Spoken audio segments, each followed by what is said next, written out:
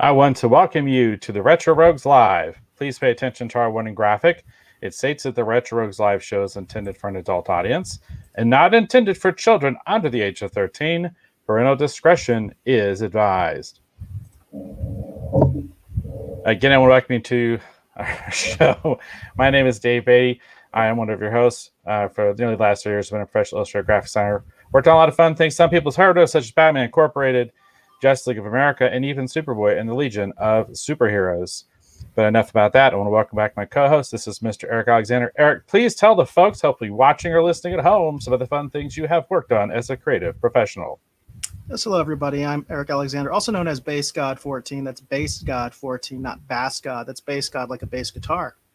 And I am the Chief Financial Officer of Bad Bob Productions, which is currently involved with the filming of a film over in California called Staycation. In fact, I think they just did some filming yesterday out there. Very cool. And on today's show, we're going to be talking about the Soviet-era television version of Lord of the Rings. I can't say the name. Khraniteli. Anyhow, that's my best guess. I don't know how to say the name. But this is from 1991, I believe. And if you're curious to check it out, you can actually go watch it over on YouTube. That's right, YouTube.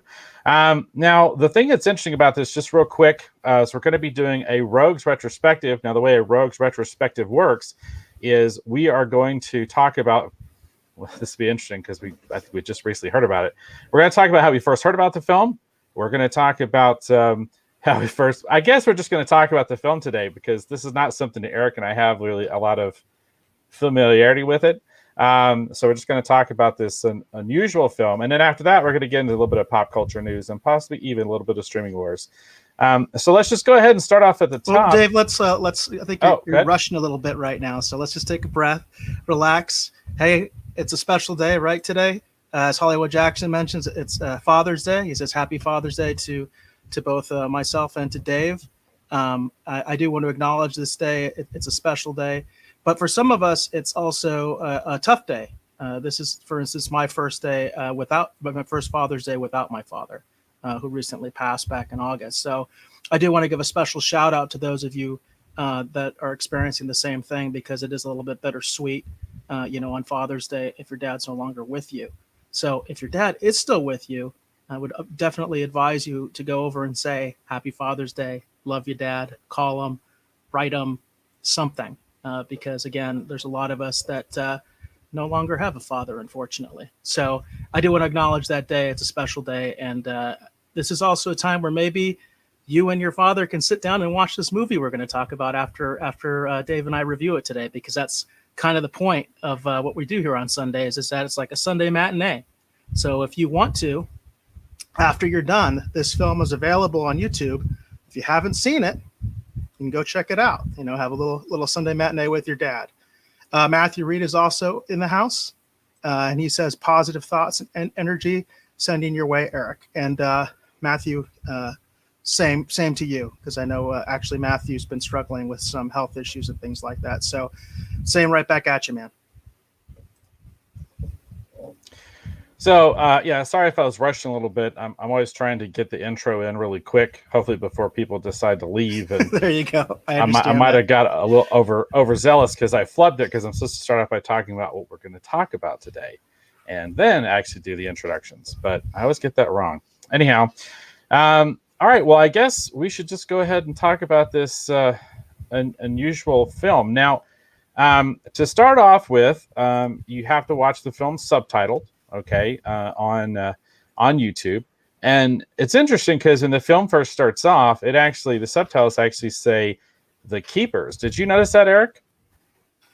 Yes, because as I understand it, and I'm going to do my best, Khraniteli is Russian for keepers.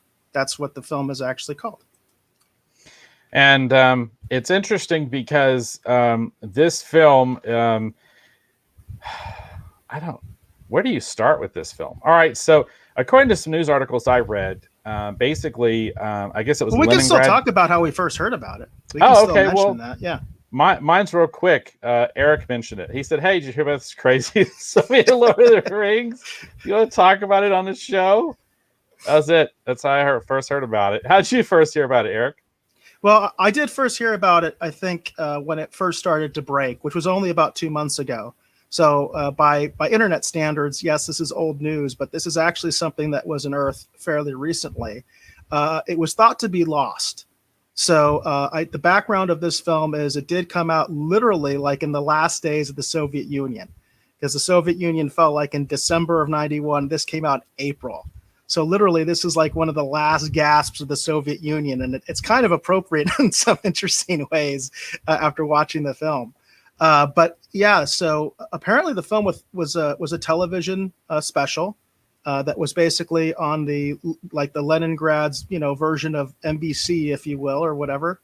It was made there locally. So my understanding is it wasn't even necessarily broadcast nationally in the Soviet Union. It was something that was done by a television station in Leningrad, which of course now is St. Petersburg.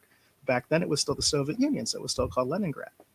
And then the film was thought to be lost, much like, for instance, a lot of classic Doctor Who episodes, like the BBC. They're notorious for that kind of thing, where they would maybe take a tape and they would actually, to save money, they would actually tape over an old episode when they made a new episode. And my guess is that the production quality, the production facilities were probably very similar over there in Leningrad at the time, so that people kind of just assumed this thing had disappeared. And just 2 months ago or so, it was unearthed. And the successor of that Soviet-era television station apparently found a copy and then posted it on the internet. And then everybody else started posting it on the internet because it has gotten quite a lot of buzz. I know that there's actually some major news outlets that have discussed this film because it's actually such a unique thing. It's so that's basically what you're saying is because I did a little bit of research into the film, and that's basically what I heard too, that it had been on Leningrad TV, and then again, like you said, they just uploaded it basically for people to watch. So YouTube's going to be where you want to go, hopefully after the show, and check out this very unusual, we'll use that term, unusual film. Well, the funny thing is, obviously the actual real name of the film is hard for us to pronounce because neither Dave or I have a background in Russian or anything like that. But if you put in the Soviet Lord of the Rings, you put it into Google, you put it into YouTube, you'll find this movie right away. Right away, it'll pop up. That's why I have that in the banner below. It's in quotes, the Soviet Lord of the Rings, because that is a really easy way to find this film and to find reviews of it as well. Yeah, it's it's interesting that you mentioned the old Doctor Who, because it definitely looks like it was, shot on kind of like a small sort of, soundstage, as it were. So I guess where to begin? We do have a question in the Rogues Gallery from Hollywood Jackson. He's asking, what's going on behind you, Dave? Oh, looks like foil on the wall. You got a green screen going? you don't like my cave background that I set up here for the show? So yeah, actually, this is the first time putting up my green screen. I set it up literally right before the show, and it's like this show. It's kind of the movie we're talking about. It's there, but if you look close enough, you can see it's not really, that well executed, but it's there nonetheless. So I thought it would be funny to kind of play with this. Originally, I was going to You're in the mines of Moria, Dave. You are in the mines of Moria. I was gonna dress up with an outfit and do the whole welcome to the road, do the accent, welcome comrade, and all this other stuff. And and then the more I thought about it, I said, that's maybe a little bit too much for me to try and hold for the entire show. So I decided not to go that far. But yes, I do have a faux cave background in honor of our very unusual selection for today. So a little to your left. A little to your left. The problem is Hollywood, what you can't see is that I was already doing that. Eric has literally been watching on camera while I've been struggling to set this thing up. We didn't get to do our usual talk show prep because I was back here and he's like, what's that sound? Sounds like you're doing a lot of manual labor, man. So it's like, yes, I am. But yeah, it's funny because I kept trying to frame it a little bit better, but I feel like that's I don't know. We're gonna I let think it the go, ring everybody. helps. That's what I was trying to tell Dave. At least the ring helps, which Right. Dave does those graphics, which I think came out really well. In fact, if I take the banner down real quick, you can see, what we've got going here. Dave did all that. So we've got scenes, from the film itself. He did a really great job on that. So. Yeah, and I was able to put it together relatively quickly too, because it doesn't have to look that great. You have to consider be kind of there to consider the source material, right? So. Right. All right, so let's now zoom in. Yeah, the only problem again too, it's like I'm using the camera that's actually on my laptop, so I don't have an external camera. If I had an external camera, I could do that, but I do not have that technical capability. The next time I use the green screen, it'll be better figured out. And then I know Eric knows the reason why I bought the green screen. The original idea was, well, you know what? I'm not going to tell you because one day I'm just going to do it. So we're not gonna spoil it. But anyhow, I did buy the green screen for a very specific purpose. But anyhow, enough about that. So let's I guess let's just start at the beginning with our initial impressions of the film. Now, when you watch it on YouTube, it's in two parts. It's a part one and a part two. If you're familiar with the Lord of the Rings story, and there's going to be spoilers, so everyone bear in mind. But if you're familiar with the Lord of the Rings story, it starts with a narrator, and kind of goes from the beginning with Bilbo and the birthday party and the whole thing, and then leaves off. I'm trying to remember exactly where it. Anyhow, it Mike Wolf says spoiler risky. Oh, I can't say it. Sorry. Spoiler ski. There you go, comrade. Yeah. Anyhow, it's I can't remember exactly where it ends off. I think it's actually I can't remember if it leaves off where they meet Galadriel or right before they meet Galadriel. Anyhow, or is it at the end? You're talking about the first part? Yeah, first part. Because I think it would just talk about it in two parts, like our initial impressions of part one and part two. I guess we just talk about it in general. There's so much crazy stuff. Let's just do our overall impressions. Maybe we should mention that it's apparently that's the way it was broadcast, because there is an actual graphic at the end of the first part that says end of part one. So apparently the way it was broadcast originally in two parts. It could easily be edited into one, I think. I mean, there would be no problem doing that. But I think they were preserving the way that it was actually broadcast. Yes. So I can't remember exactly where it leaves off. We'll talk about let's just do our initial overall impressions, and then we can just start like peeling the layers off, shall we? There we go. Why don't you go ahead and start your initial impressions, Eric, and then I'll give you mine. Well, the initial impression, of course, is that you almost immediately you ask yourself, what is it that I'm watching here exactly? If you, I guess, you're not used to Soviet television, which I literally have nothing to compare this to, because I don't think I've ever seen a Soviet television program, a Soviet era. And I just think it's so amazing that this really is a historical time capsule, because literally this is the last days of the Soviet Union when this film came out.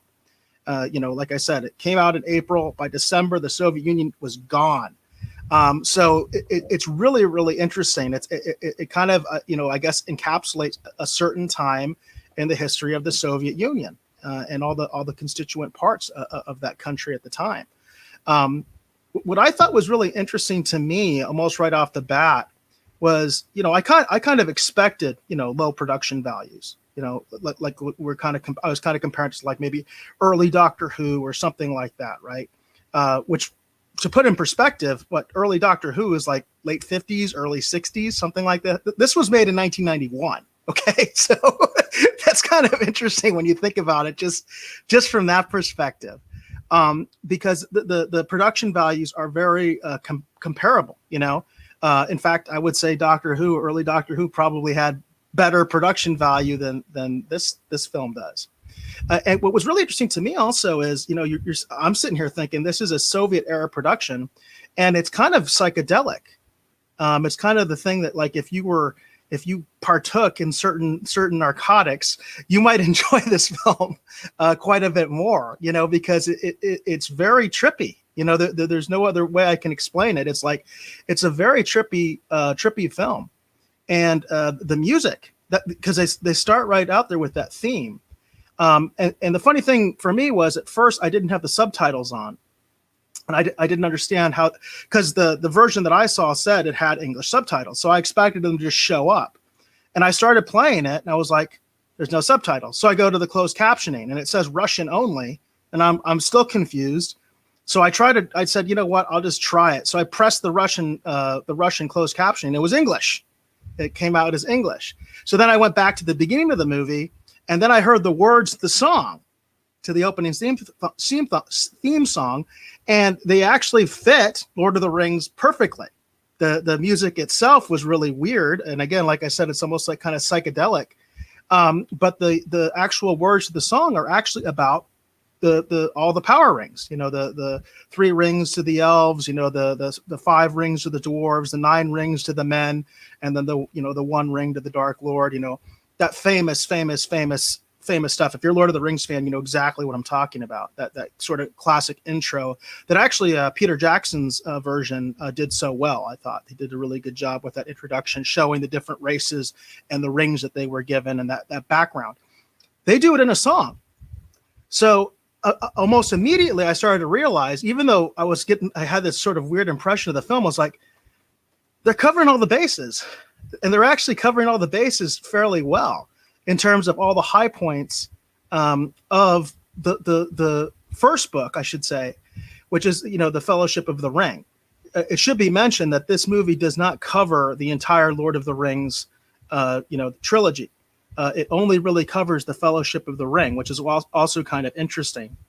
And it doesn't go any further. There's nothing, from the Two Towers. There's nothing from Return of the King in this particular movie. It's just the Fellowship of the Ring. In fact, when I went to IMDb actually lists this as the Fellowship of the Ring, with the Khraniteli kind of listed off to the side. So you look it up on IMDb, it actually says the Fellowship of the Ring, but Khraniteli apparently means keepers. So it's supposed to be like the keepers of the ring. So it's not the fellowship or something like that. That's not what the word apparently means.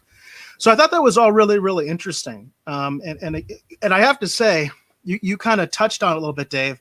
One of the things that I thought was really kind of weird was the narrator, because I'm not sure how much purpose the narrator actually fills. You know what I mean? I feel like the story for the most part speaks for itself, and I can see, I guess, because they had limited, obviously limited budget, that it would make sense to have a narrator. But I don't feel the narrator actually filled that purpose. I don't know. What do you think, Dave?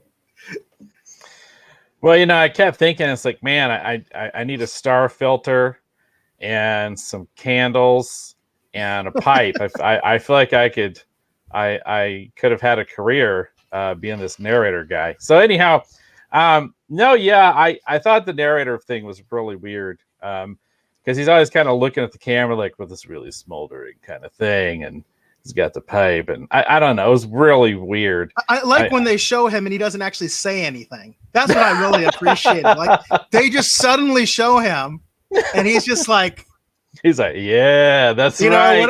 He's got his little pipe. He's like, yeah, he's like, that's right. It makes me wonder. It makes you wonder, like, was he some kind of well-known personality or something? Like, I mean, that's all I could think of, because I think he's one of the only people named in the Wikipedia article where they actually talk about, some of the people that were involved with the production. Yeah, I feel like he was one of the few people that actually had like his own. Like his own Wikipedia article or something like that. That's one thing that stood out to me.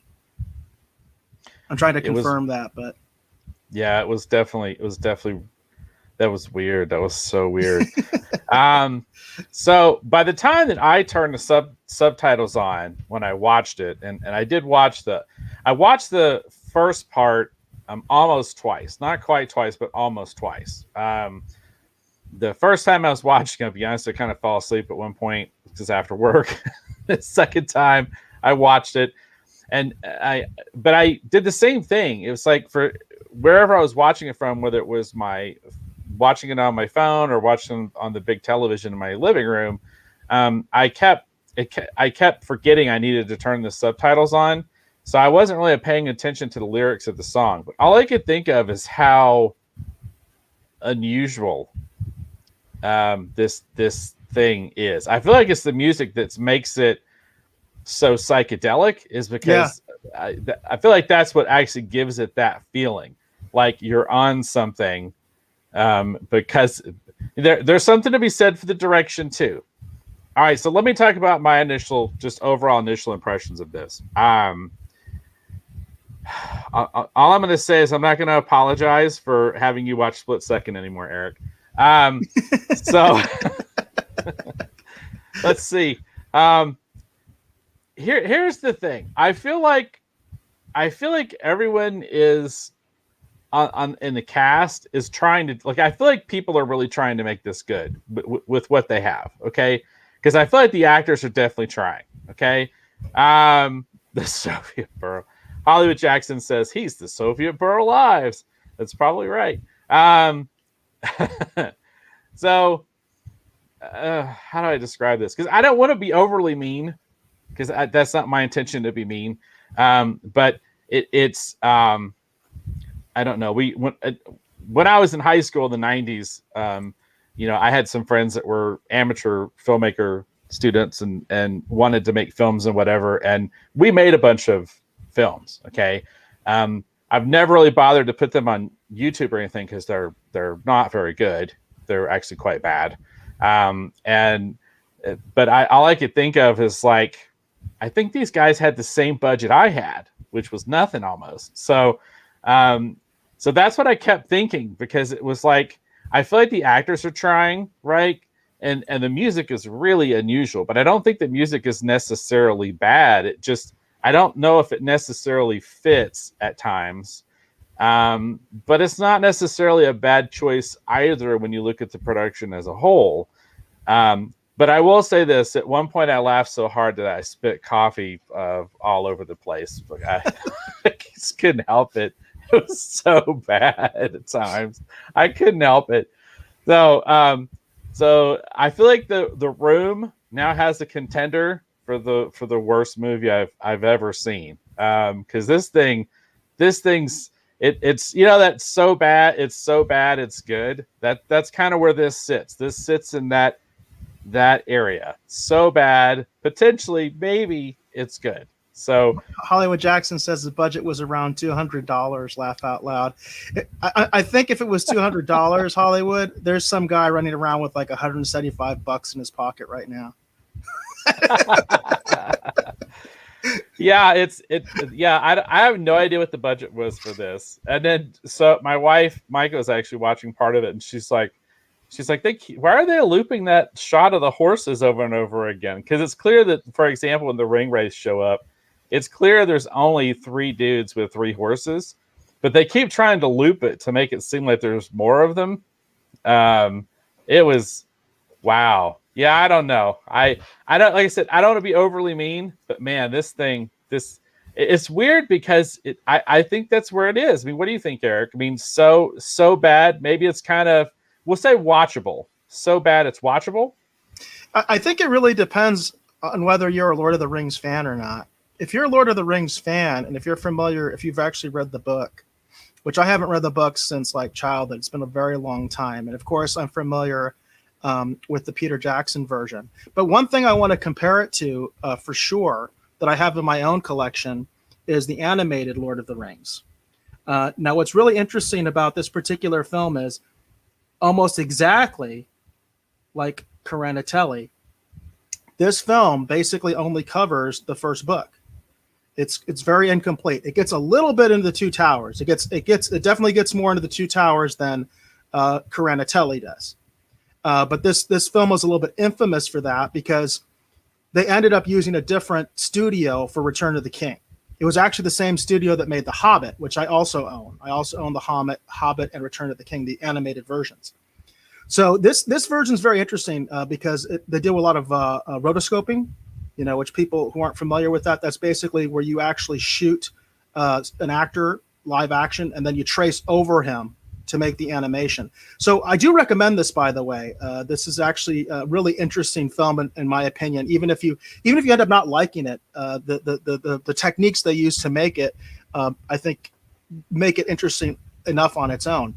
But I definitely compare it to Khraniteli because it does only cover basically the first book, so it's kind of incomplete. There's nothing more. You know what I mean? So they never go on with the story in the style that this was made. And in terms of the style of what this was made, other people have said this, but I think it's 100% true. It really does remind you of like a community theater production. It feels like they used wardrobe that they had available already from other productions. Like they didn't necessarily make anything custom, for this particular thing to make it more, more to fit, with what we might think of what the Lord of the Rings looks like or anything like that. It looks like they just kind of reused a lot of stuff that they already had. Heavy use of green screen. Most of this stuff was very obviously shot in the studio. Those horse scenes, I think, being the obvious exception. There's a couple other scenes where clearly they're outside, and of course it's snowing everywhere because it's probably outside of St. Petersburg, and it's always cold and everything, which I also thought was interesting because I think I don't as I recall that at that point in the story they weren't in a snow location in the book. Yes. It wasn't snowing or anything like that.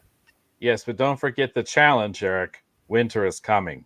Yeah, and I thought that was really funny that they kept saying that because, of course, anybody who's a Lord of the Rings fan, they'll know that line, and it kind of gives it a sort of contemporary connection, I think, for a lot of people that are fans of Game of Thrones, that they're like, hey, they kept saying winter is coming, and this is way before they adapted Game of Thrones into any kind of a movie or television or anything like that.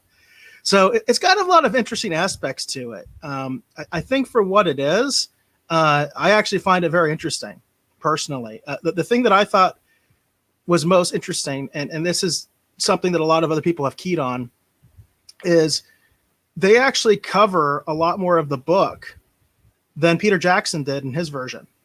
And the most famous example of that, the one that everybody really talks about, is that Tom Bombadil actually features very prominently in this particular version, whereas Peter Jackson decided to omit him completely, which was a very controversial decision for fans.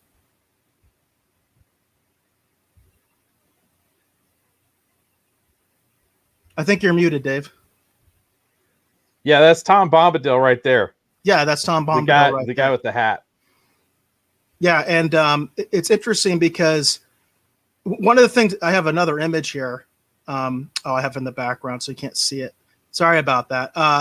But what's interesting also is like one of the weird decisions they did was the actors who play the hobbits aren't particularly tall. They tend to be shorter than the other actors, but they're not like little people, So they tend to be shorter, but not all the time either. Sometimes they tend to be the same size as the quote unquote human characters, particularly like I noticed when like they interact with some females, or they're like the same height, So it's funny in that regard, but they depict Tom Bombadil as a giant, and you can see the hobbits are really small, and it made me wonder, well, they could do that, so why didn't they just do that the entire movie? You know what I mean? To show that, the actual stature of the hobbits.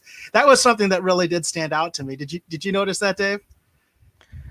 I think they didn't do it because they probably just didn't have the budget or the time, or because here's the thing with this. When you look at it from a storytelling standpoint, they are trying to adapt Fellowship of the Ring. To the point that they keep in certain elements, like Tom Bombadil, that Peter Jackson decided to leave out of his adaptation.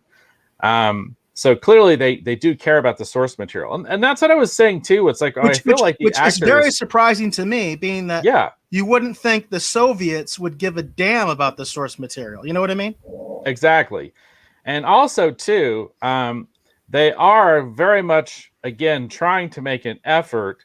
I feel like from the acting standpoint, like they're definitely trying to bring whatever it is they have to the roles that they've been given. Okay, there's kind of some unconventional choices for us, but then again, we're looking at this from the standpoint of the West. But by the time and those are kind of the positive things. I feel like the actors are trying. Okay, like I really feel like they're trying to deliver a good performance. You know, and I do feel like that the music is interesting, even though I feel like at times it doesn't fit in my mind this production. Okay, but when you put in the production design and the effects, that's where this thing starts to kind of go off the rails a little bit. But partially because, number one, you can tell they did not have the resources to do some of the stuff they were trying to do, so they were just making do with what they had. I mean, you know, I mean, I could get a couple people together with my green screen that's set up back here and shoot a couple people shooting a sword fight with today's technology, you know, and it would look 1,000 times better just because that's where the technology is. You know, when they were doing it, I can't imagine what the limitations were. I know in the late 90s, when I first started doing CGI stuff, we were looking at doing some things and we're hampered by the limits of technology. So, you know, you can tell that they're trying, you know, but it's clear they do not have the resources to really pull this off. But they are trying enough that they are more faithful in some aspects, depending upon how you feel about it, potentially than the Peter Jackson films. I'll take it a step further, and I will say I do feel this is a much more faithful adaptation of the Fellowship of the Ring than Peter Jackson's version. I will actually go and say that, because they do hit all the high points, all the stuff that's important to the story, all the stuff that you sort of probably remember if you've read the book. It's all in this adaptation. You know, obviously the big one that we're talking about is you know, Tom Bombadil, but everything else is in there as well. You know, they go to the mines of Moria, but you know, this is another example of why the narrator is kind of superfluous in my mind, the way they used him, because they could have used him to describe what was happening, you know, in the mines of Moria, because obviously they couldn't show it very well.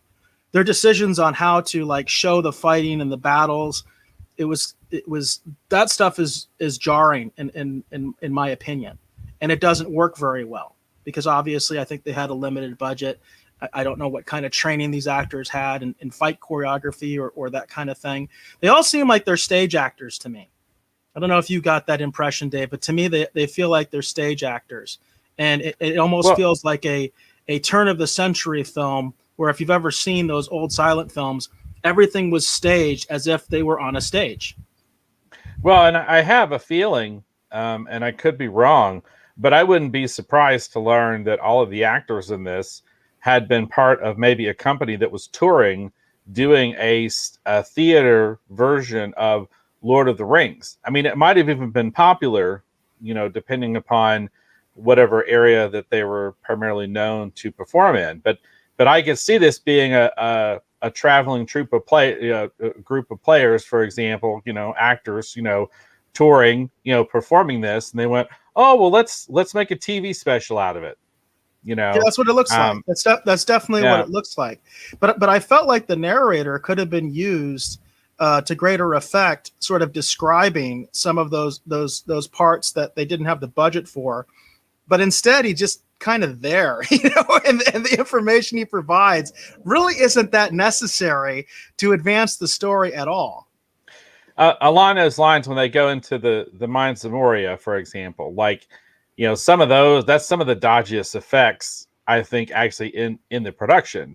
And I was kind of surprised they didn't actually have the narrator, you know, actually just explain it, you know, like, you know, maybe show them entering the caves, maybe give us a couple of shots and have the narrator tell us what had happened so that our mind's eye could make it seem a little bit better.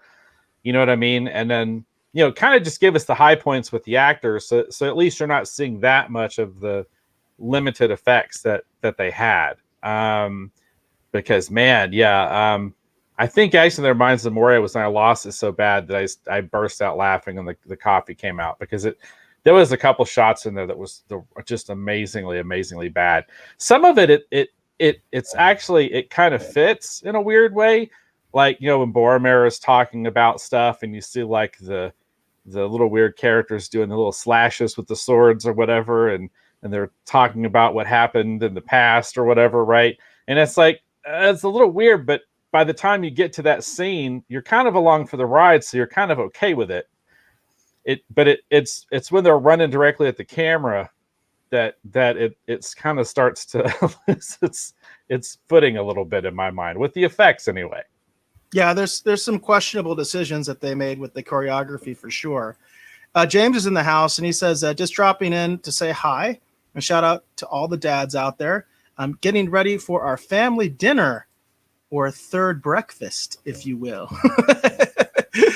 And we appreciate you stopping by, James, and happy Father's Day to you as well.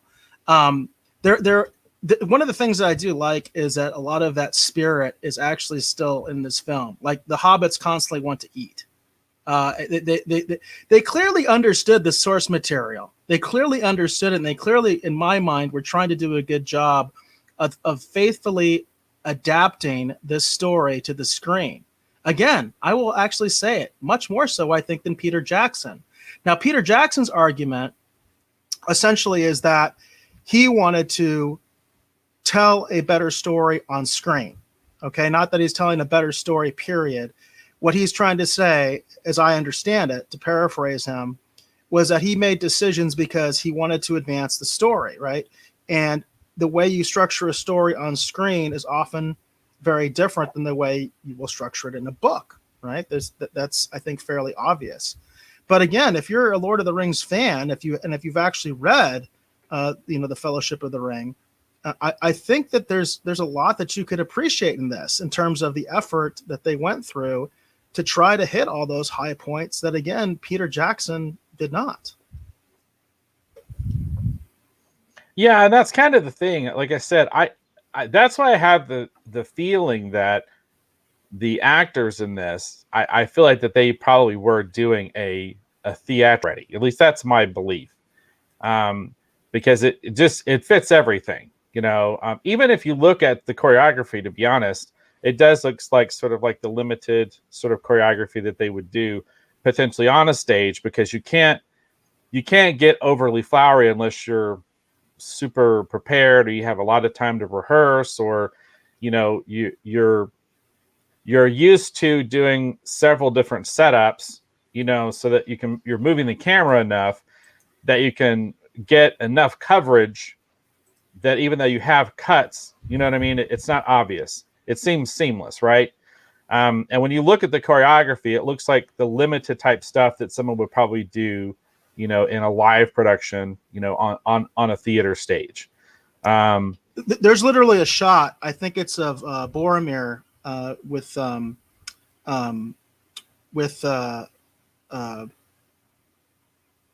who was he with? Not Bilbo, but I'm having an issue with remembering all the characters' name. You talking about Frodo? With Frodo, okay. So there's actually like a scene where they're talking to each other, and the way it's actually framed by the camera, they're talking directly to the camera, and the actors are standing right next to each other. They're literally standing right next to each other, because in a lot of the scenes you can tell the actors weren't interacting with anybody. Like when they're being chased by where they're being chased by the Dark Lords, the Wraiths, basically, you can tell like there's scenes where they're supposed to be interacting with them. They're not actually interacting with anybody. They're just talking to the camera, because one scene's literally in a studio. The next scene is obviously on some location somewhere outside, and they just cut it together. There's a lot of editing done in this, but I just thought it was funny because they had that at least one scene like that. And there were probably others. That's just the one that I caught. So I only seen it once, where literally the actors are standing right next to each other, and the way they talk directly to the camera instead of having like the two of them talking to each other like you would do, in a normal production. So the filming techniques seem like very archaic. And again, if you're familiar with these like very, very old silent films, like basically stuff that was before Birth of a Nation, which is a controversial film, but basically it established like cinematography as we know it. Those very early silent films, they really literally looked like they did a stage production and just filmed it. Camera doesn't move or anything like that. They just set it up like on a tripod, and they just filmed the actors doing their thing as if it was a stage production and tried to get as much of the action in as they possibly could. And it was only later that they started to develop these techniques of, focusing in on a certain actor, and they figured out which side they were supposed to be on when two characters are having a conversation and they're going back and forth, all those different things. Those techniques are like completely absent from this production that was made in 1991. And I know, I've seen bits and pieces of other like movies, of Russian films and things like that, where the cinematography is done very, very well, and it's top notch, and it competes with anything that's been done in the West. But in this particular production, they just didn't do that. They just felt like they didn't have this. They just didn't even know how to do that. Like that wasn't something in their mind that they had been trained to do. Yeah, and I can totally see that. And also too, you can tell that they're definitely really limited by potentially the camera equipment and such that they were shooting as well. Because there's quite a few scenes where they're kind of crowding in frame. And you can tell it's because they're trying to figure out how to handle the transition or show where everybody is, and they're crowding all these characters into the frame, and it looks really awkward and strange. But it to me, I really honestly had the feeling that we have no idea who might have directed this, but I wouldn't be surprised if your director again was someone who probably had a lot of experience with theater, but maybe had not ever actually shot anything, like this. And if they were using some of those old school TV cameras, this is kind of weird because I can't imagine this being live, but if they were shooting this using the old school TV cameras and like the weatherman's green screen, like on essentially like a small TV sound stage, with local like players, I really think that's probably what they were dealing with. At least that's my initial feel, because that's what it feels like. So it's exactly what it feels like to me as well. It's like my local TV station decided to do a production of Lord of the Rings, and they have a studio, right, and they have green screens like Dave was mentioning, where they have like they have the green screen they use for the weather person, and they just decide that they're going to do a film there. They maybe have a sound stage that's somewhat empty that they can put sets in, and they just go for it. And that's kind of what this thing feels like. It really does. Yeah, and I it's weird because I don't get this sense of a lot of rehearsals, but everyone seemed to know their material really well, which is just kind of interesting. It just doesn't feel like that they did a lot of, you know what I mean, like just kind of rehearsals, running through things and seeing how the transitions were going to work, because there's some kind of obvious stuff that they probably could have fixed, even with the limited technology and budget and things that they were dealing with. But it really felt like that they really didn't spend really any time in rehearsal either. I don't know if it was, again, it might have been rushed. We don't know, but it's a very unusual production, and I've seen a lot of films that people would consider, bad. And I typically will find merit in the production of whatever that is, based on if you can tell if whether or not there's someone somewhere who cares about what they're doing, and I do feel like that, again, like I said, I feel like the actors are definitely giving it their all. And like I said, the music is interesting, even though I feel like it's at times out of place. But yeah, I feel like some of the issues they had, maybe if they'd had a little bit, done a couple of rehearsals or couple of dry runs, I think they might have been able to fix some of this stuff. Well, again, I also think that they really could have used the narrator to a much greater effect than they did. The narrator doesn't seem to serve much of a purpose. What I think the idea was that you could use the narrator to fill in some gaps in the story, things that you can't really show on screen. Like, for instance, when Gandalf they completely ignore like the scene between, of Gandalf challenging Jeez, I'm doing terrible with names here. When Gandalf challenges the Balrog, right? That's how you say it, the Balrog. Yeah, the Balrog. Yeah. The Balrog. They allude basically that Gandalf obviously perished protecting them. Basically, that's just basically what they say. And for obvious reasons, budget reasons, they couldn't show any of that confrontation. But the narrator could have told you what was going on. You know what I mean? The narrator could have popped in all of a sudden and said, Gandalf got separated from, the rest of the fellowship and had to confront a hideous beast or what, you know what I mean? They could have done that, and it seems like maybe that was the intention. They just didn't do it. You know what I mean? They're for whatever reason, it's just all of a sudden Gandalf's gone, and, it's left for Strider to kind of explain that he must have perished protecting them. You know what I mean? And he doesn't seem to know what happened, even though, everybody was there when the confrontation occurs in the book. Again, the narrator could have filled in that gap because that's something I'm sure that they had no way in their mind of how can we show this? How can we show this beast or anything like that? It's not in the budget. But you got a narrator, so why not use them? And they don't, they don't. So that I think that's the one thing I probably will hit it up for more than anything else as far as production value, because it feels like they had a workaround and they just didn't use it. They just didn't use that workaround. Right. And it's interesting too, when you think about it, probably one of the most iconic moments from Peter Jackson's, Fellowship of the Ring is the "You shall not pass." I feel like that whole scene, with the Balrog and all that, and that's all you could have shown. Iconic. You could have just shown Gandalf saying "You shall not pass" with the narrator filling in, what was going on, what he was talking to. So you just see him, Right. And it's interesting too, because I got the feeling that the original thinking with the narrator was framing sequence. And then secondly, I think they were hoping that they could use the narrator as in case of, something doesn't work, and instead of doing like a reshoot, they would just have him talk over it. And that might explain why the use of the narrator is so weird, because maybe they realized they didn't need the narrator as much as they thought they did. I feel like it's almost reverse, Dave. Like they filmed the narrator scenes first, thinking that they were going to do this. And then later on, they realized, this isn't going to work. This Balrog costume is really terrible. This is just not going to work. And they'd already done all the scenes with the narrator. So they you know what I mean? To me, it almost feels like it was done the opposite way of how you would think it would be or should be done. And they were just kind of stuck okay. Because literally that Gandalf scene, it's so strange. It's just okay, Gandalf's gone now. Nobody knows what happened to him. Right. Yeah, it's weird.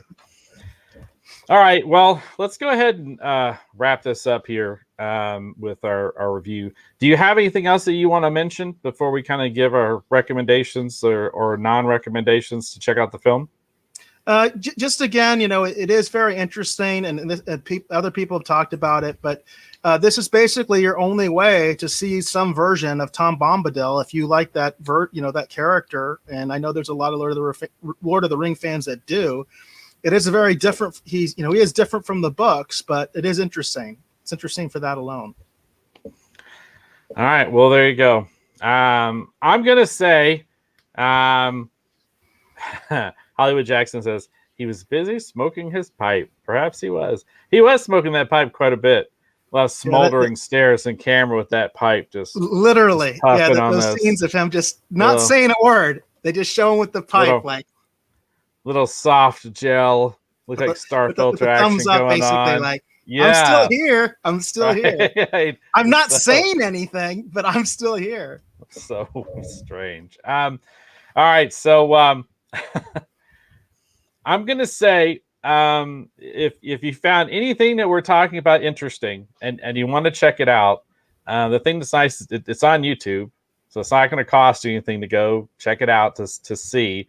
It is definitely a crazy, almost psychedelic, strange thing, yet at the same time, relatively faithful, to the actual source material. So I'm going to say, if any of this has interested you at all, you should go search for, again, Soviet Lord of the Rings on YouTube and just check it out for yourself and see how you feel about this unusual production from 1991. What's your recommendation or non-recommendation, Eric? If you're a Lord of the Rings fan, and especially if you've actually read The Fellowship of the Rings, this is definitely worth your time investment. It's about 2 hours, a little under 2 hours, I think, actually, with both parts. I think it's worth it. The pacing is definitely slow. It's not like a modern movie by any stretch of the imagination. But I think you'll get something out of it. And, I think it does have its own sort of vision, and it did things, again, that neither Peter Jackson nor this version did. This animated version of Lord of the Rings that also pretty much just tells the Fellowship of the Ring. This one gets a little bit more into the Two Towers, at least a little bit. There's no Two Towers in this Soviet version. But definitely, if you're a fan, and if you have a little bit, of a decent attention span, because I know the way people are today, it seems like everybody has to have everything so fast paced all the time. I think it's worth a watch. I really do. I'm kind of glad that I took the time to watch it.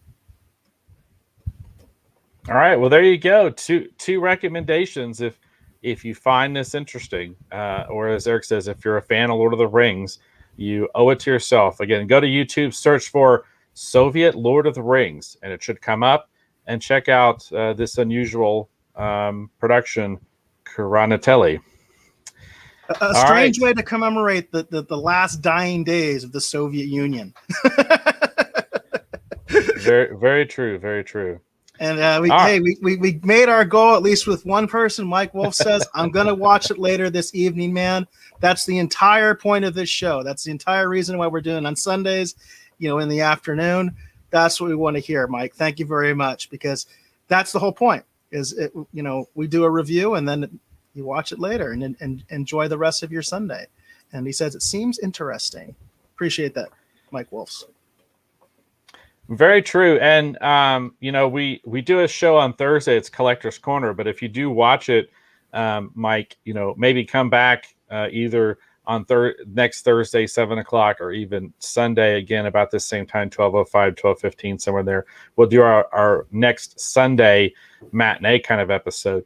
Please join us and tell us what you thought of this film. I would be very curious to hear your reaction. And I want to encourage everyone too. Please remember, comment from wherever you are. We want to know what you think about the different things that we're talking about, whether we're talking about, this Khraniteli right here, or a pop culture story, or a streaming wars story. We want to know what you think. So just comment from wherever you are. It doesn't matter if it's YouTube, Twitch, Twitter, wherever. Just comment. We'll put your comments up, just like we just did here for Mike Wolfs. And we want to know what you think. That's what makes this enjoyable and entertaining for all of us. And Hollywood Jackson mentions, he says, I always liked B-rated horror films. I wouldn't call this a horror film. I'd not necessarily call it B-rated either. I'm thinking more like Z, but it's still definitely got its charm, much like B-rated horror films. Hollywood, very much like a B-rated horror film. And Mike Wolfs mentions, I'm from the EU. So I don't know what time it will be, but I try to be there Thursday. Mike, we really appreciate that. Thank you very much. And that might be something actually that helps with this time slot. I'm not sure, depending on where you're at, since we're basically doing it from noon. It's noon Pacific time, basically where we're broadcasting from. But that might be one of the reasons that Sunday works out a little better for you, because we usually do our Thursday show at 7 o'clock Pacific time, 7 p.m. So, in the evening, which I'm not sure what time it is where you're at, but we really appreciate that love and support from across the ocean. Very cool. Very cool. All right. So let's go ahead and segue over into pop culture news, if that sounds good to you, Eric. Yeah, that sounds good to me. All right. Now I'm never going to change the graphics out. Do we want to set up pop culture news or just get into it? We can just get into it. We're looking at almost an hour right now into the episode. So, all right, very cool, very cool. I'm going to go ahead. Do you want to go first, or do you want me to go first? I really don't have anything for pop culture, so it's all you this time, Dave. All right, okay. Let me share my screen.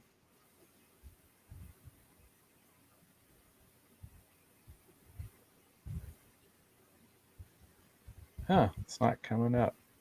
There it goes. All right, so here we go. This is my first. Actually, it's probably gonna be my only pop culture news story actually today.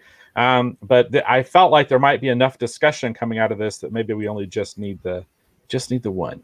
All right, so this is coming from the dailymail.com.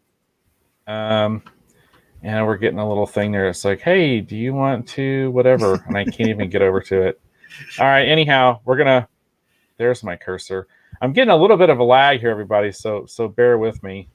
There's too many graphics popping up here on my screen. Yeah, there's always so many pop-ups on these. Yeah, articles. It's really kills us here. All right, so try and turn that off. All right, so again, this is the dailymail.com. This is actually from today, and this is says The Flash first look. Michael Keaton is spotted on set ahead of donning the Batman suit, and Sasha, I guess it's either Calais or Calais, is hoisted into the air as the heroic Supergirl during filming at St. Paul's Cathedral in London. This is by looks like Aisha Nazari. Apologies if I'm saying the names wrong. It's not my intention. I thought it'd be fun. I'm not going to really read too much of this, but we're going to mostly just focus on looking at the photos and see what we think. So it says, The Flash's star Sasha Calais, Ezra Miller, and Michael Keaton filmed scenes for the much-anticipated DC Comics-based film in London on Sunday. Set for a November 2022 release, Calais, 22, was snapped being hoisted into the air while wearing her Supergirl costume as Miller, 28, stood on the cathedral steps wearing a suit and tie alongside Keaton, 69. I don't know why we're doing all these ages. Helmed by director Andy Muschietti, a sleek Mercedes Maybach, thought to be Keaton's Bruce Wayne's car, was also seen on the film set, with prices for the luxury vehicle starting at, I'm not exactly sure what is that, pounds? 183 pounds. Okay, 183,000 pounds. Not the weight, those of us in the U.S., that's supposed to be money. All right. So, yeah, I just thought we'd take a look at some of these pictures. Here's Keaton. You can see him there. And then they've got some other kind of cool photos. You know, they've been kind of tweeting stuff out. I think Andy Muschietti's been primarily doing it on Instagram. He's been, promoting pictures of these different, like there was a look at the Keaton suit with kind of blood spattered on it. There was an updated version of the Flash's costume. And then I think it was just last week he showed off an image actually of the Supergirl costume. And then here we're seeing it right here. I have a feeling that it is going to have a cape at some point, but it'll probably be added in later. It seems like that's what they like to do these days, is add the cape in post as an effects shot. But no, yeah, I thought this was kind of interesting. And it's important to remember too, everybody, that this is the Flashpoint. So they are basing this. This is going to be an alternate reality. This is not going to quote unquote be the main DC timeline. So they're going to be playing with the concept of the multiverse, and you're going to see different versions of characters. For example, we know that Ben Affleck's Batman is going to be in this, as well as Keaton's Batman. And then obviously we have essentially a new version of Supergirl here. And I actually think that this Supergirl, I can't remember this character's name, but this is not actually Kara Zor-El. This is someone else. I can't remember if it's Vara Zor-El or whatever, but this is actually a completely different version of Supergirl that was actually introduced in the Superman 10-cent adventure, I think back in the mid to late 90s. So this is a different Supergirl. This is not Kara. I thought these pictures kind of cool. What do you think, Eric? Well, I think if this was intentionally leaked, this may not get the response that they're hoping for. Now, I will say Supergirl was trending right before we went on the air, so they are getting some sort of attention. At least I saw that it was trending on some form of Twitter. I never know whether that's a legitimate trend or if that's something that's being promoted, because that does happen. Sometimes they promote things and you can't exactly tell whether it's legitimately trending or if the studio is just paying money to actually advertise that particular thing. I don't think these pictures are particularly flattering. That's just me. I mean, that's my impression. It's kind of funny because I was not familiar with this actress at all. My understanding is she's actually most famous for a soap opera. And I went online. By the way, that's a good picture to illustrate my point. I went online and I looked at some pictures of her where she looks absolutely gorgeous. And I don't think the short hair helps. I don't think it works for her. And I'm not sure why we constantly see this. Like, I never understood, like in the what was it, the Endgame version of Captain Marvel, where Brie Larson had the little pixie cut thing or whatever. I just like that, to me, doesn't complement her face well at all. She looks much better, in my opinion, with long hair. And I would say the same thing of this actress. But when you see her kind of hoisted up, to me, it just doesn't look very flattering. So I do wonder if these were intentionally leaked or if somebody was able to get these pictures, somehow secretly.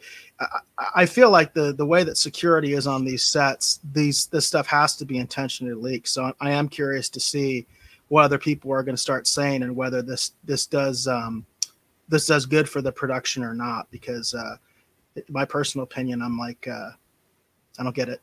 I just don't get it. I've seen pictures of her where she looks much, much better. And I'm not familiar with this actress. I just looked at them online before the show, knowing we're going to talk about this. And she looks much, much better in some of the other pictures that I've seen of her. Okay. I'm going to try and scroll down so we can see some of the other pictures, but the website is acting up.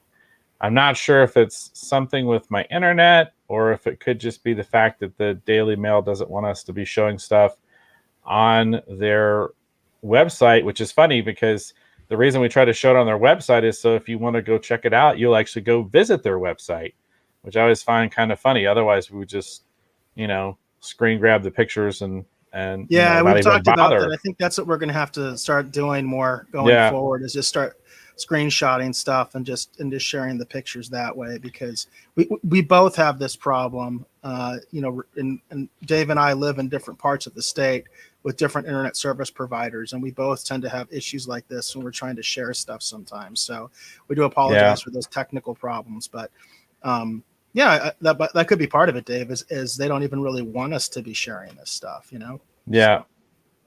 But anyhow, you can see Keaton there. I think Keaton looks pretty cool. I was going to try and show these pictures of this car, but it's definitely acting up. Let me see if I can refresh the page.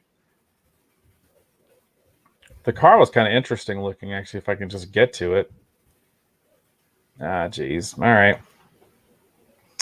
All right, so let's go ahead. I'm going to stop sharing my screen at this point, and I'm going to see if I can actually find a way to pull these images down here real quick.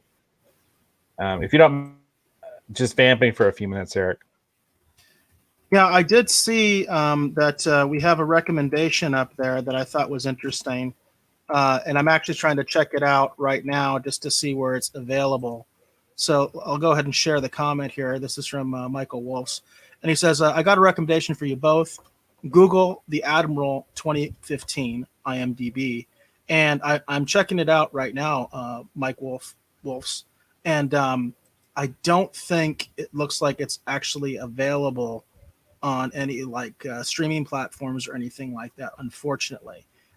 We do like to take recommendations on this show for things to review, but from what I'm seeing, I can't find it like streaming on anything that I would have any access to. If you know of something, Mike Wolves, if you know if it's on a particular streaming service like Netflix or something like that, or I think we both have Netflix, we both have Disney Plus.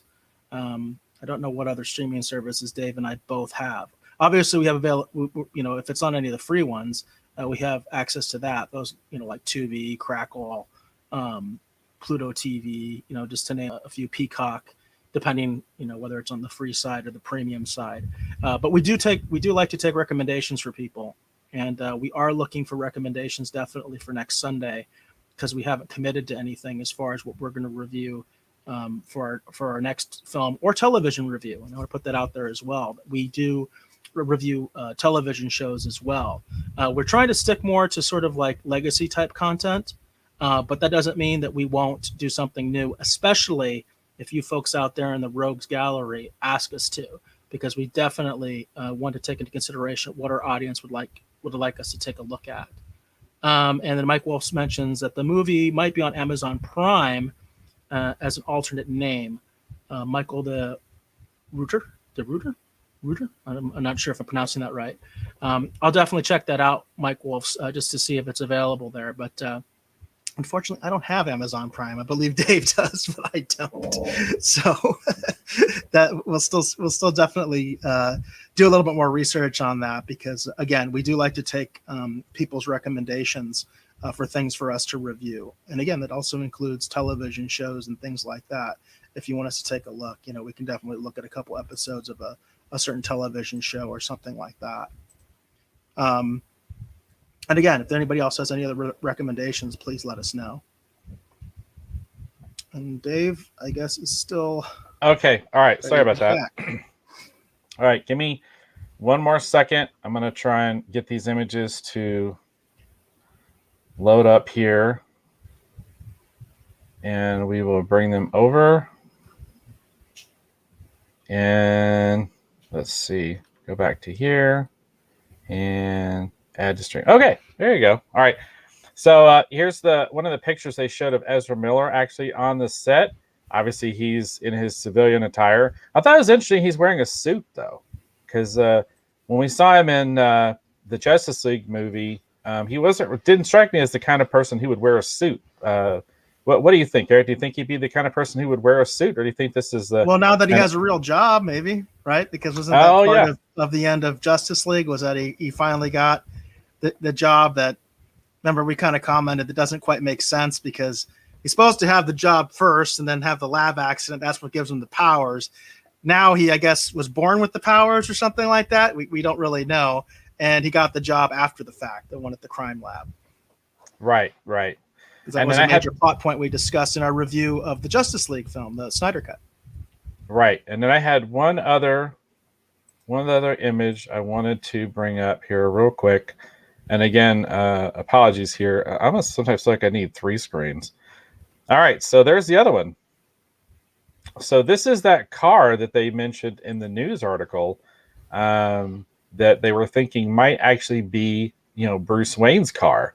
And I thought it was pretty interesting looking. I mean, with it being the way it looks, I mean, it almost, to me, reminds me a little bit of either the 89 Batmobile or even the animated Batmobile because of how stretched it is. I mean, what do you think, Eric?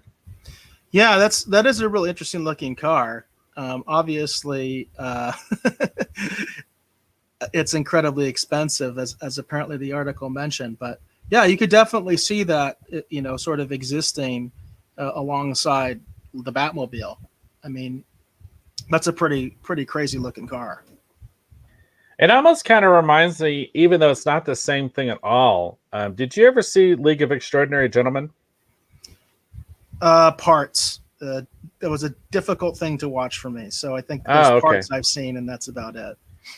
I quite enjoyed League of Extraordinary Gentlemen back in the day, and I actually own it. And it was interesting because in that one they had that long, stretched out car. Yeah, I do remember that. I do remember the car.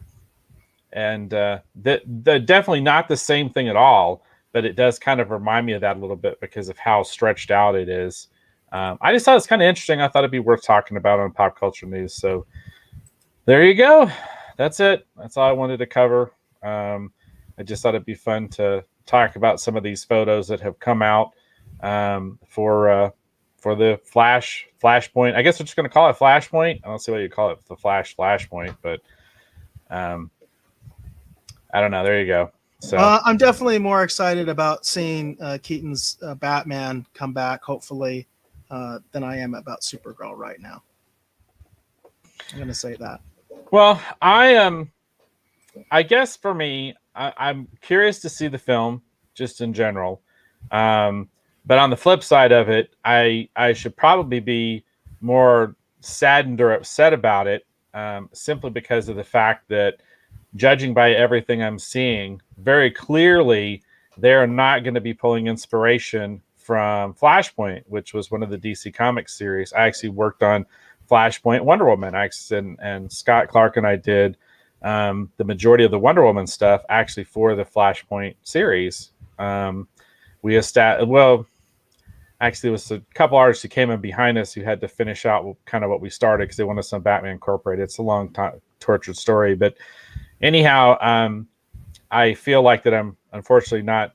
I was kind of hoping I might get to see my name like in the credits somewhere, maybe just a little bit of a mention, if they showed, any version of the Aquaman or the Wonder Woman outfits that we actually designed for Flashpoint, that were part of our contribution anyway. It's like the Flashpoint animated movie. The only thing that remains is this weird sea monster, this Kraken sea monster. Is the only thing that really remains from what Scott and I did, because they changed it so much for the animated film. It looks like they're doing the same thing for the live action.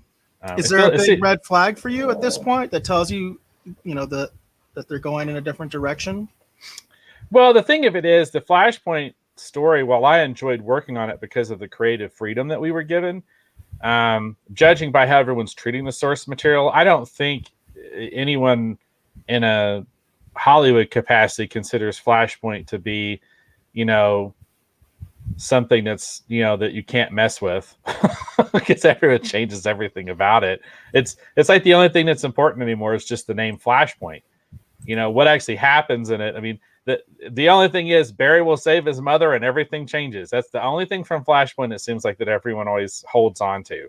And then they change everything else from the Flashpoint storyline. So by the time they're done with it, it bears very little resemblance. The animated film is the closest, but even the animated film takes a lot of liberties. So I don't know. I don't know if I call it a red flag, other than it pretty much cements the fact that when I go see the movie in the movie theater, I won't see my name in the end credits with a little thank you.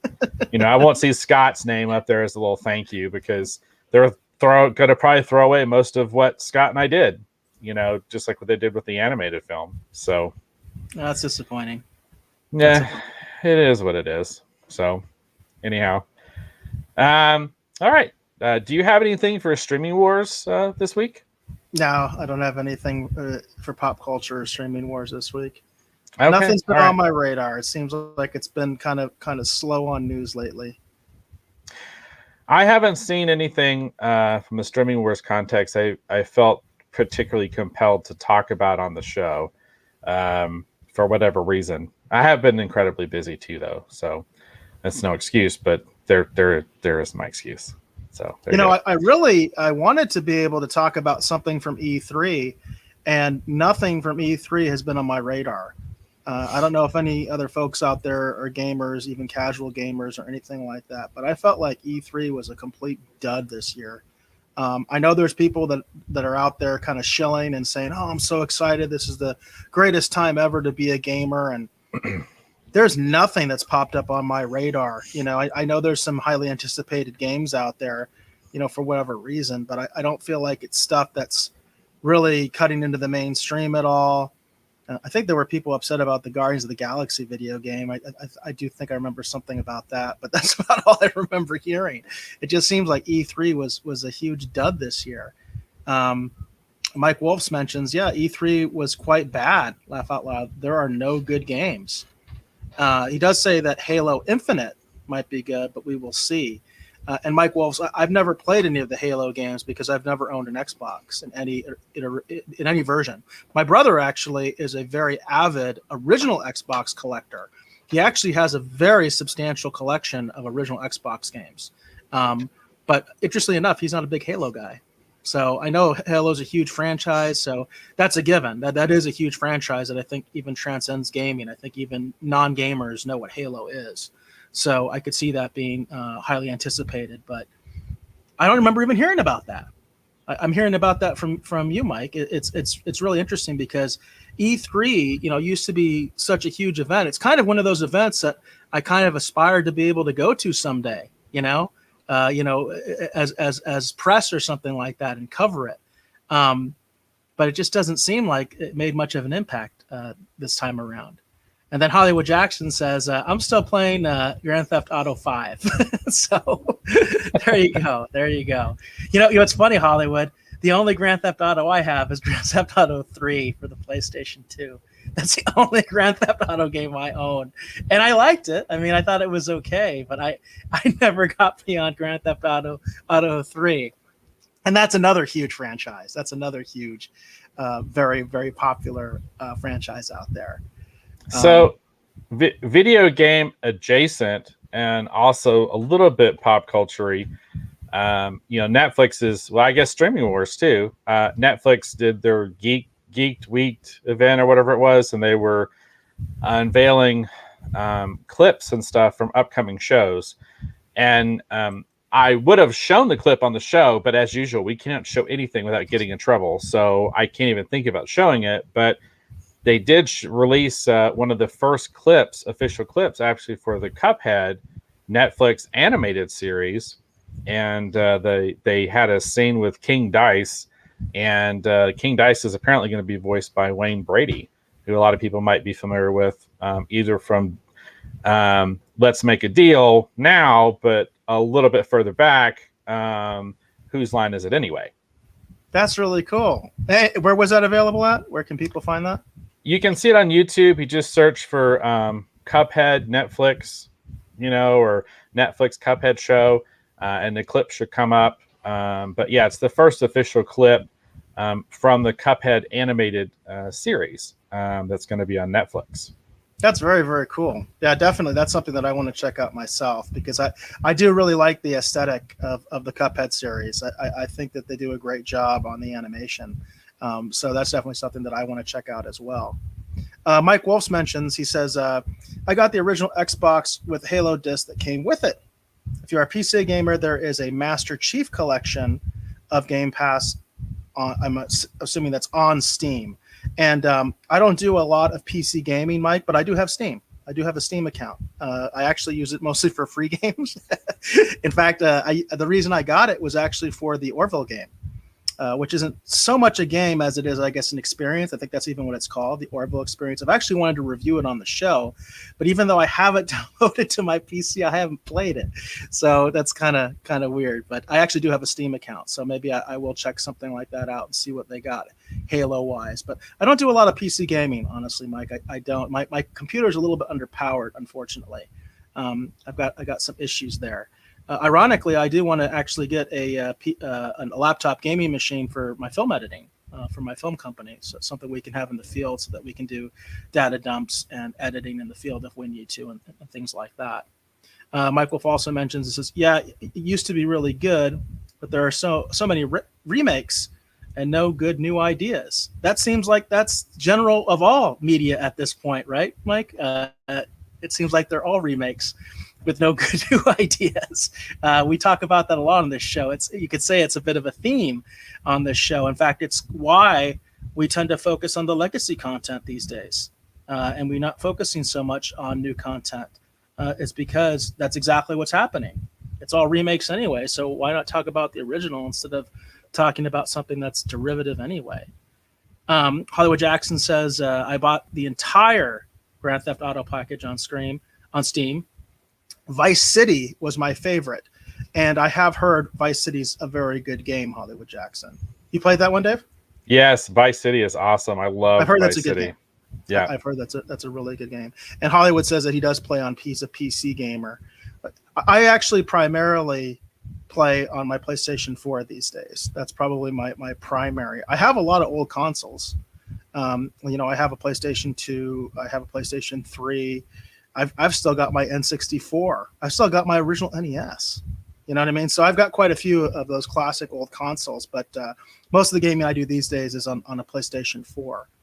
And then Mike Wolf says, that's a perfect game for a TV show adaptation. And I assume are you talking about Halo, Mike, or are you talking about Grand Theft Auto? I'd be curious which one you're talking about. I think he's actually talking about Cuphead, because when he made that comment, we were actually discussing the Cuphead clip for the Netflix show that was released. So even better. So in that case, you're actually going to get it. So that's kind of nice. And then Hollywood says that in regards to Vice City, and I've heard this a billion times, it reminds me of Miami Vice. So it's funny. I have a pitch out there for basically what I call the Odd Couple meets Miami Vice. And I keep trying to get the person that originally created the idea with me, and sort of some of the little plot points, a synopsis, if you will. It's as far as it really got. It's basically the log line, which is Odd Couple meets Miami Vice. And then we had a synopsis for it, and I've never got him to really come back to me and done more on the concept, because I thought it would have been kind of funny, but never got any farther than that. Unfortunately, that's just the way it goes sometimes. And then Mike mentions I love Vice City 2. I played that a lot on my original Xbox. I'm assuming it's OG Xbox. And Hollywood Jackson says, I still have my Commodore 64. Got a MAME project going now too. So that's funny. It's funny. I never had a Commodore 64. We did have a Commodore PET. That was, I think, the first computer I ever used as a kid. We had a Commodore PET in the house. But one of my best friends had a Commodore 64, and I was so envious of him because when I was growing up, the Commodore 64 had so many games.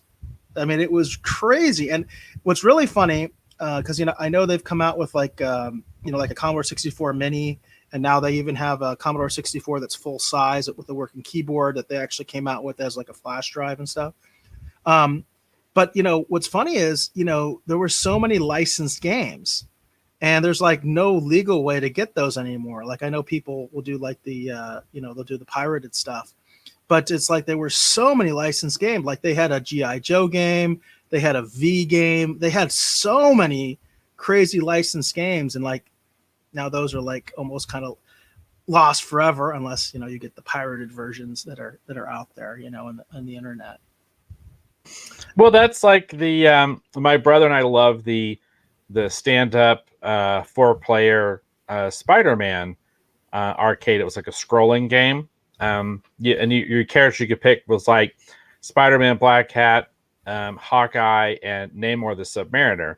And my brother would typically play as Spider-Man, and I would always play as Namor the Submariner.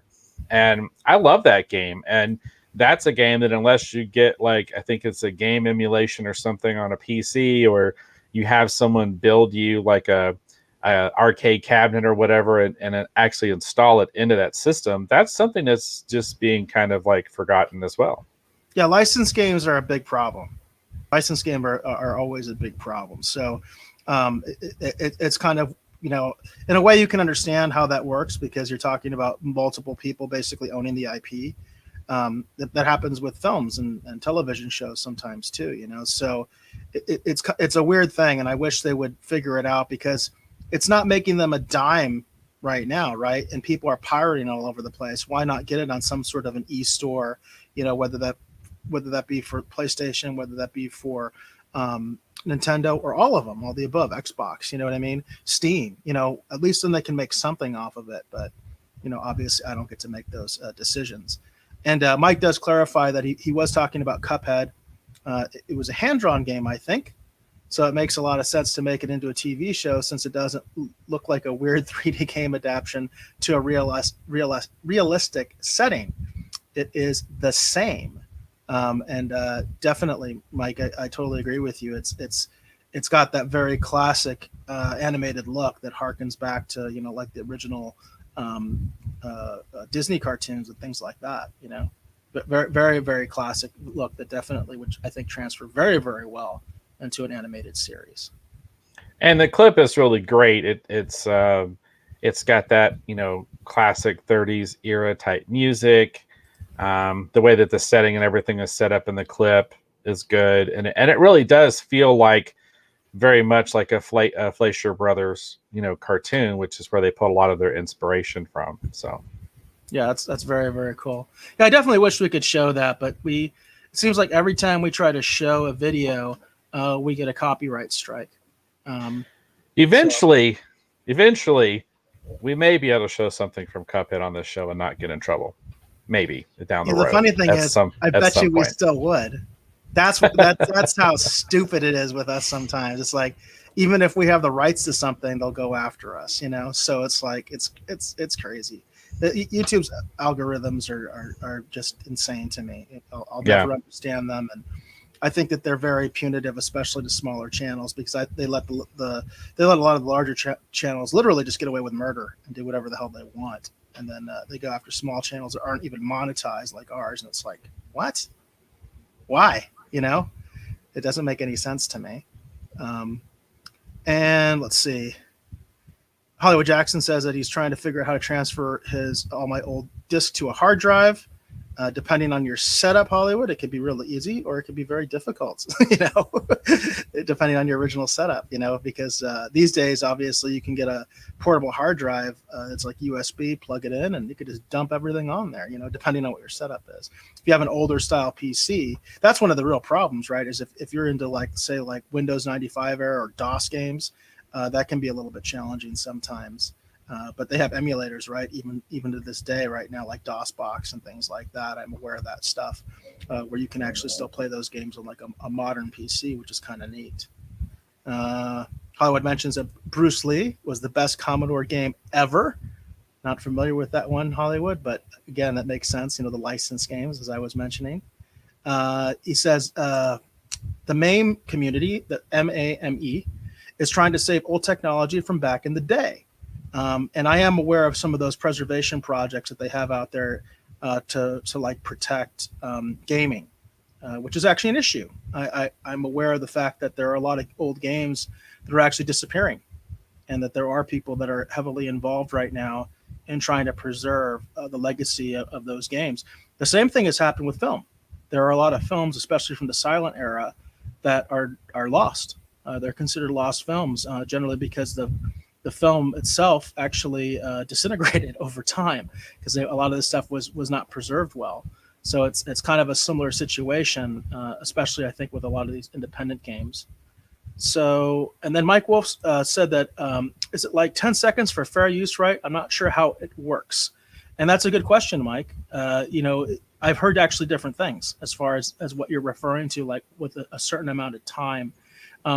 I do believe that it's less than that. I believe it's more like 3 seconds, because if you'll notice in a lot of like highly edited YouTube videos, they'll take a scene from like a movie or a television show to like emphasize a reaction, and it's just like that, and then it's gone. So I think it's actually even less than that. Although there is a fair use, obviously, for review purposes, where you can show more. But what I always think is funny is why is a trailer protected content when a trailer is basically a commercial? It's like, how is that not fair use to have a trailer reaction? And at the end of the day, Mike, part of the question is, you know, what exactly is considered fair use anymore? Because as Eric said, we show anything, it doesn't matter what the heck it is, we get in trouble for it. It whether we have sound, don't have sound, whether it's a short clip or a long clip, or it's a trailer, it doesn't matter what it is. It seems like whenever we show anything, we get in trouble. So apparently, you know, what technically qualifies as fair use based off of quote unquote, you know, YouTube standards or whatever, I don't even know what that is anymore. The YouTube answer is get a lawyer. That's literally their there answer. You go. Their yeah, answer is get a lawyer. Get a lawyer. Consult with a lawyer. And I'm not even lying to you, because I have gotten that notification. We did a whole thing on COPPA, or COPPA, however you want to say it, COPPA, basically the Child Online Protection Act or whatever. And we were so infuriated about what YouTube, the lack of direction that YouTube was giving us on all that. That's why we have the little disclaimer at the beginning of the show that this is an adult show, and, you know, recommended for over 13, because if you're considered a children's show, you get all sorts of restrictions on YouTube. It's such a mess. And basically their answer to everything is go get a lawyer and consult with a lawyer on this. It's like, we're going to do that on an unmonetized channel. You're nuts. Yeah. As I said, yes, Mike Wolf, you're right. Yeah, YouTube is quite shady with their rules. And Hollywood mentions now YouTube is blocking music from video games, and Hollywood not. So is Twitch now. They're starting to go after Twitch. In fact, Twitch. I got a notification a couple weeks ago. They got a big notification. Twitch said that basically they were going to be sued, and that they were for music violations. So now Twitch is starting to crack down on that as well. And Twitch is basically built on people doing like game playthroughs, and things like that with the music and all that stuff. And now they're going after them too. And the algorithm is so strict. Like, for example, we got hit actually with a copyright flag a little while ago for a video that we put up, or I put up actually on, I think it was on mine, because I have a Retro Rogues Live channel on YouTube that we don't really promote. Really, it's kind of, I guess, my shadow channel, whatever you want to call it. And I've put a few things on there. I need to put more stuff up on there, but the thing of it is, one of the ones I received a flag for, they actually said I was illegally using music that I paid for the rights to use. I actually went out and bought the rights to the music so I could use it as the intro segment, and they flagged me for the intro segment, and I had to dispute it in order to get it resolved. And once I showed the documentation, they allowed it to now be shown, but they had it blocked at one point, and I'm just like, what is this? Like, I went out and paid for the rights to this music to prevent what I was actually having to deal with. It's frustrating and it's difficult. I mean, I don't know. Yeah, Hollywood Jack says that's ridiculous. That is how musicians make their money online. You can't make a dime if it gets blocked, Although I don't think they actually took down your video in that case. I don't think that's actually right. They didn't actually take your video down, did they? They just gave you a flag, right? No, they had a portion of it somehow blocked. I don't even understand how they did it. Oh, yeah. Yeah. They had a portion of the video actually blocked. It actually had the music in it, which was really weird. And then, I went through, found my documentation, disputed it, put the documentation, in a little chat thing or whatever. And was just like, look, see, like I paid for the rights to use this music. And they went, oh, okay. And then they unblocked that portion of the video. Gotcha. Yeah. Okay. And then, I don't know. I don't know what to do about all this stuff. It's so weird because it seems like Eric said, there's other channels that seems like it's kind of okay for them to do it. But whenever we want to review and talk about something, if we use a clip that involves sound, or now not even sound, we look at a clip of anything, it seems like we get in trouble. That's why I've been doing more of the static graphics lately, is a way to, kind of, hopefully get away from that. So. And Mike Wolf's, we do not have a Discord channel. That's something that I've kind of looked into a little bit, but I'll be honest with you, it's not something that I myself have actually gotten into. Have you had much of an experience with Discord, Dave? No, I mean, I know people who have Discord channels. It's not. I haven't. To be honest with you, I haven't even been on anyone's Discord channel, so I'm not exactly sure what it is. It's going to sound really bad. But I know. Yeah, but to me, the way people described it, it sounded like it was just some kind of a message board or whatever. So I've had message boards before. Bushytail's had a message board for a very long time. Hollywood says he has one, but he hasn't used it in a while. Reddit, to me, actually, which I have used, that does remind me of a bulletin board. In fact, that's what I feel Reddit is. I feel like Reddit is just a glorified bulletin board. Because I have used Reddit. I don't have my own Reddit, but I've used it. So. Yeah. All right. We're about a little over an hour, 30 minutes. We look at wrapping it up, or? Yeah, I think we're good to go. I appreciate the Rogues Gallery talking as much as you did. So we do enjoy having a good conversation with you folks. Yeah, we love it when people actually make comments. It's what makes the show hopefully more entertaining for everyone. That's why we encourage people to comment during the live show. And part of the reason sometimes why we pick things like, this particular, Soviet era Lord of the Rings TV production is because we hope that it's something that you will enjoy talking about, even if you're not terribly familiar. But anyhow, that's the whole point, is hopefully to spark a conversation. Exactly. All right. Very cool. All right. Well, I want to thank you for hopefully watching or listening to this episode of the Retro Rogues Live. I'll remind you that our next episode will be Thursday at 7 o'clock. That is 7 o'clock. That is Pacific Standard Time. That is our Collector's Corner, where we normally talk about trading cards, comic books, statues, action figures, all of those fun things that we all like to collect. And in addition to that, I want to encourage everyone, please come back next Sunday. Around about the same time. Are we thinking 12:05 will be the official start time moving forward, Eric, or do you want to do 12:15? That's normally what I put on there. Okay. I don't like to say 12 p.m. or sometimes I'll say noon. Right. So yeah, hopefully come back next Sunday, 12:05, and that'll be our next episode here. We've had some recommendations. I actually have a recommendation that someone actually made to me, which is actually to take a look at the 2D Clone Wars cartoons that are actually on Disney Plus. I just haven't had a chance to talk with Eric about it yet. I like that. Yeah. So there you go. So we don't know exactly what we'll be doing next, but we should know hopefully soon. And want to encourage you, please tell people about the show, friends, family, anyone you think might enjoy the show, anyone you think might enjoy coming on here and being part of the conversation. Please invite them to check out the Retro Rogues Live. If you're curious to see some of my artwork, as well as see what is oftentimes the thing that occupies a lot of my time, please check out KirbyTees.com. That's KIRBYTS.com. That is my t-shirt company. On there right now, we have a couple of Retro Rogues Live t-shirts on there, as well as Brains Are Magic by Sarah Aerosmith, and then also the Skeletor t-shirt, which is a basic collaboration between myself and the Janimal.